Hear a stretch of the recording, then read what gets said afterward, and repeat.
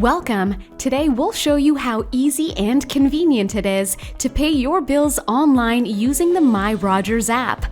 Let's go!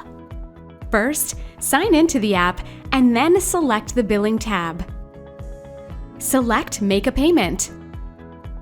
Enter the amount you want to pay and your credit card information. You can also use your debit card if you prefer. Select Continue. Review your payment details. When you're ready, select Make a Payment. And then Pay Now. Once your payment goes through, you'll see a payment confirmation screen. Want to pay through your bank account? You can do so when you add Rogers as a payee. In the app, select the Billing tab. Here, you'll see information you need to add Rogers as a payee. Take note of your current balance and your bank payment ID.